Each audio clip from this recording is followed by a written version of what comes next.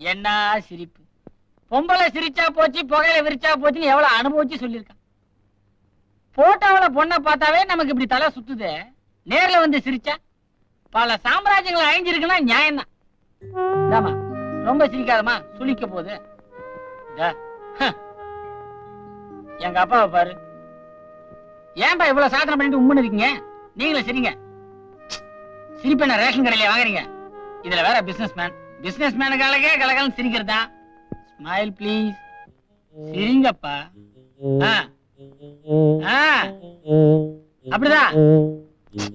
இன்னும் கொஞ்சம். என்ன கண்ணா, உங்க அப்பாவோட 60th anniversary எங்க கோலாகலமா நடந்துகிட்டு இருக்கு. நீங்க வந்து எங்க வீட்டுல நின்னுகிட்டு இருக்க. எனக்கு அப்பவே தெரியும் நீ ஃபங்க்ஷனுக்கு வர மாட்டேன்னு. ஏன் நான் வரல? எங்க அப்பா அதை ஃபீல் பண்ணாரா? யாருக்கிட்ட தெரியும்? நீ பிறக்கிறதுக்கு முன்னாடியே உங்க அப்பா கிட்ட நான் பழகிக்கிட்டு இருக்கேன். ஆனா அவருடைய உள் மனசை என்னால சரியா இன்னும் புரிஞ்சுக்கவே முடியல. நீங்க என்னையே புரிஞ்சுக்கல, எங்க இருந்து எங்க அப்பாவை புரிஞ்சுக்கிறது?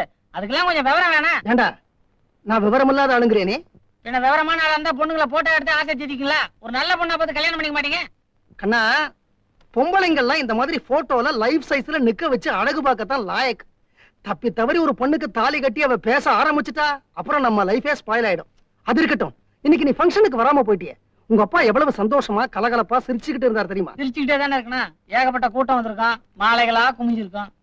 எத்தனை மாலை, எவ்வளவு கூட்டம்! உங்களுக்கு திருஷ்டியே விழுந்திருக்கும். ஐயோ, அவங்க போட்டது போதாதா, நீ வேற போடணுமா? நல்ல நாளுக்குமா என் டயத்தை வேஸ்ட் பண்றியே. எங்கே கோட்டா? ஃப்ரெண்ட்ஸுகளோட அதிகமா குடிக்கிறீங்கன்னு என் கையால ஊத்தி கொடுத்து குறைக்கலான்னு பார்த்தா இன்னும் அந்த ஆசை உங்களுக்கு குறையவே இல்லை. பசியால் உடல் மேலிந்தேன், கொஞ்சம் ருசியாய் மது அடிப்பாய்.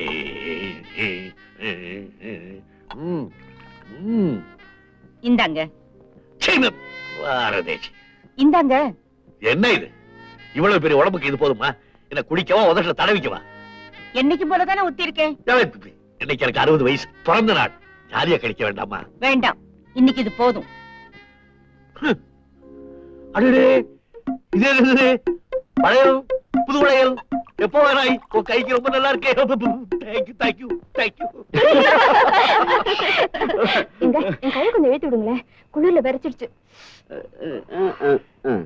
இது மெட்ராஸ் இல்ல, ஊட்டி எங்க வீடு. ஒரு ஐஏஎஸ் ஆபீசருக்கு இந்த வேலை தேவைதானா? ஐஏஎஸ் ஆபீசர்னா அதை விட பெரிய பெரிய ஆபீசர்ஸ்லாம் வீட்ல வந்து இதுதான் செய்யறாங்க. ஆமா, பெரியவர் என்ன வரலையா? பெரியவரா? உங்க சின்ன மகர் கண்ணர் என் பிறந்த நாளுக்கு கூட வர முடியாத அளவுக்கு ஒரு பெரிய மனுஷன் ஆயிட்டார்ல. ஆமா, நீங்க தான் அவனை மதிக்கிறதே இல்ல. கண்ணன் பேர சொன்னதும் ஃபங்க்ஷன்ல கைத்தட்டல பாத்தீங்களா?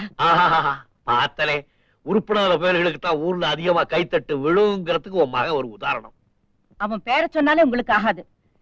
எல்லா பிள்ளைங்களும் ஒரே மாதிரியாவா இருக்கும்? 5 விரலும் ஒன்னா இருக்குங்களா?